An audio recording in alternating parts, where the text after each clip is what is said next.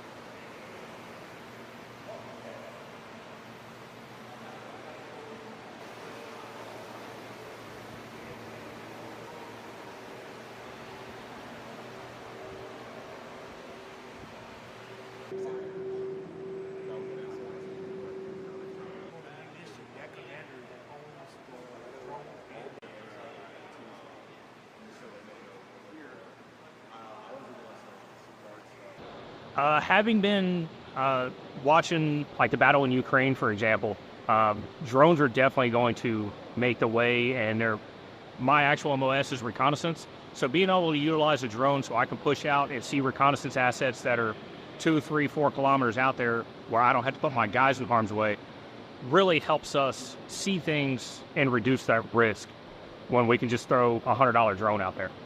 Over here we have the red area, which is more for beginners, helps them get used to taking off and landing and kind of looking at obstacles and stuff like that. With the yellow zone, it's more for your intermediate. You've got some of the windows and stuff that you see here, and a few more targets, and the targets are a little bit more spaced out. And then down here in the green area, we've got the Connex buildings that you can fly through. There's stuff inside of those buildings so that you can get some observation, so that you can see what a person sit behind a desk, or a person with some weapons might look like when flying through those buildings and stuff.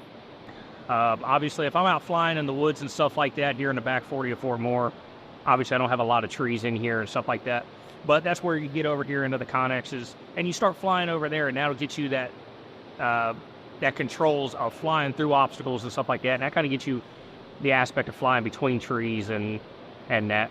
And then being indoors, it also takes out that wild card advantage of the woods, or the wind.